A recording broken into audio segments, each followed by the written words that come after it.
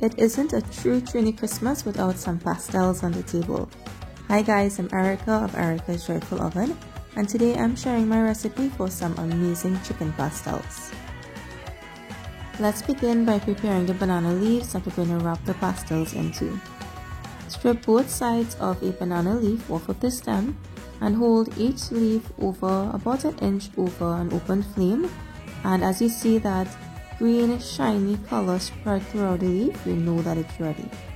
As the leaf cools, it is going to darken in color, so be sure not to leave the leaves over the heat too long because you don't want it to burn or ignite over the flame. Tear the steamed leaves into 7-inch wide sections, and you can see the color has darkened nicely. They smell amazing, and they're going to add a little extra flavor to the pastels. And you can see that steaming the leaves have also made them more flexible and easier to work with.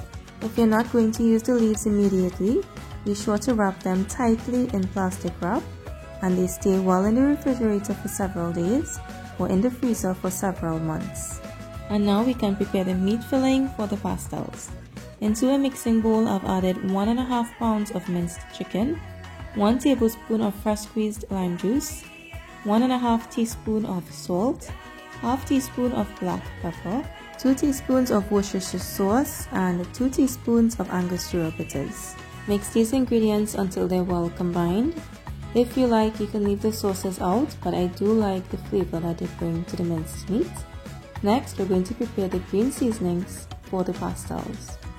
To a mixing bowl, add 2.5 tablespoons each of freshly chopped chives, shadow benny and parsley, 1.5 tablespoons of freshly chopped celery, 2.5 tablespoons of chopped pimentos, 3 teaspoons of freshly grated garlic, 1.5 teaspoons of freshly grated ginger, and 2 teaspoons of fine thyme leaves. Mix your seasonings together and it smells amazing. I'm going to add half of the seasoning into the minced chicken before cooking, and the second half of the seasonings will be added to the pot while it's cooking. So here we're really setting the stage for a flavorful pastel filling. It is optional to let this marinate for ½ hour, or you can cook it right away. Into a hot pot on a medium heat, I've added 1 tablespoon of vegetable oil, and I'll add 2 tablespoons of brown sugar. And I know this is a quite controversial step when making pastels, but I do like my pastels with some color to the meat, so I'm not seeing the chicken white. It's going to be rich in color and flavor. As the sugar heats up, it's going to foam a little bit in the pot, and it's going to turn a beautiful deep golden brown color.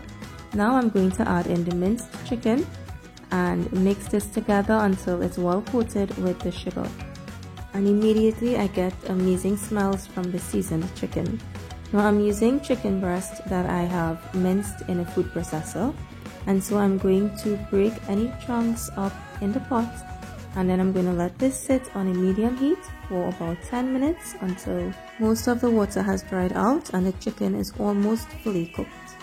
For uneven cooking, be sure to stir the pot every 2 minutes. When most of the liquids have dried out, I'm going to add in 3 to 4 tablespoons of chopped onions and the remaining green seasoning that we've set aside. At this point, it already smells like Christmas. I love the smell of the green seasoning and the minced meat. Mix this together until it's well combined. Next, I'm going to add 1/4 cup of tomato ketchup, but in its place, you can also use 3 or 4 tablespoons of Roku. Next, I'll add 2 to 3 tablespoons of raisins.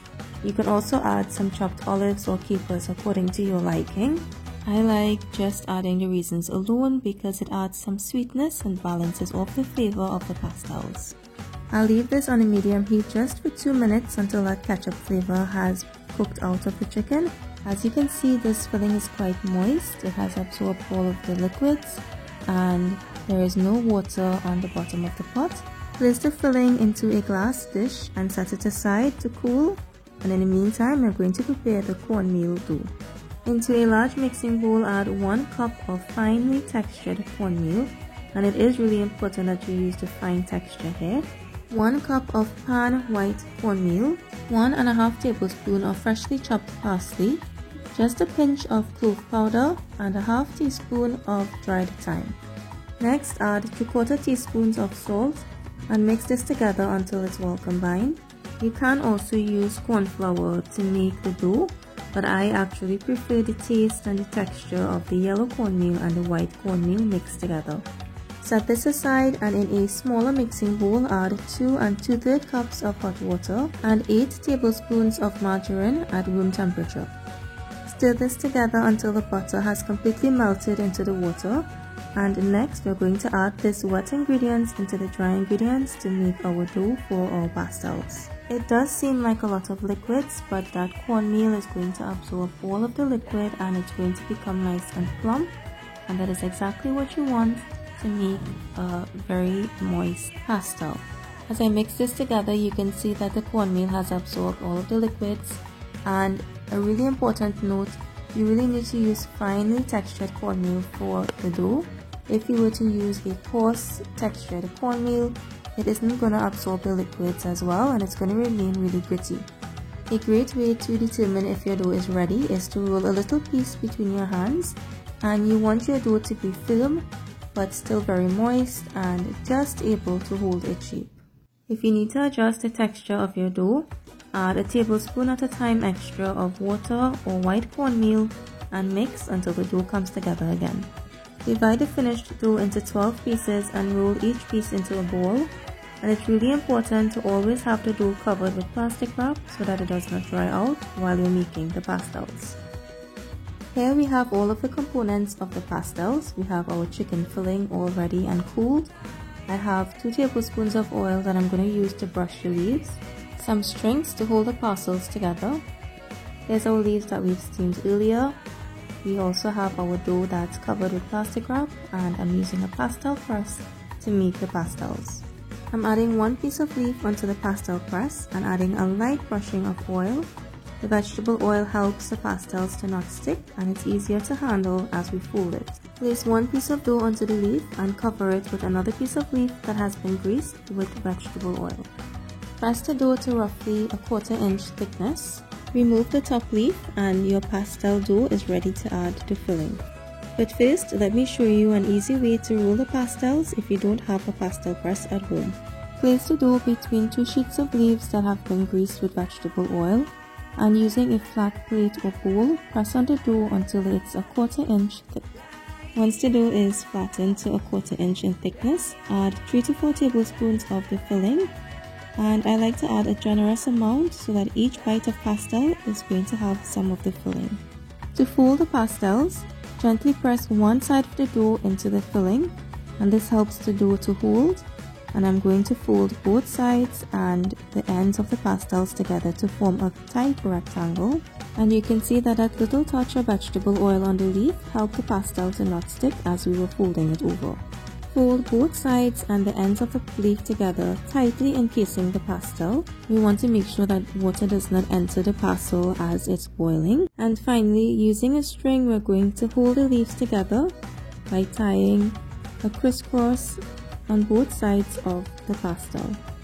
An alternative to wrapping the pastels in the steamed leaves would be to wrap the pastels in some foil paper, making sure to tightly seal the edges of the foil paper. But ideally, using the steamed leaves adds a depth of flavor to the pastels that you cannot get from using the foil paper. After you've wrapped all of your pastels, place them very carefully into a pot of boiling water, making sure that all of the pastels are submerged below the water. Cover the pastels with a piece of steamed banana leaf, and it's going to take 25 to 30 minutes for the pastels to fully cook, depending on how crowded the pot is. Halfway through the cooking process, be sure to rotate the pastels in the pot to make sure that they are evenly cooked. You want to avoid overboiling the pastels because overcooking is going to dry out the cornmeal in the pastels. Immediately as the pastels have finished boiling, carefully remove them from the hot water and place them into a rice strainer that has been placed into another bowl to capture the draining water. It's important to drain off the excess water from the leaves so that it's not going to affect the texture of the pastels. Allow them to cool for 15 minutes, and now it feels like Christmas morning as I get to unwrap one of these delicious chicken pastels.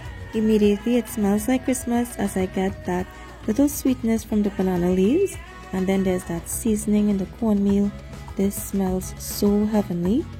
I love that you can see the seasonings in the cornmeal. It gives just a little hint that every bite of this pastel is going to be bursting with flavor. It's so exciting to dig into this really soft pastel.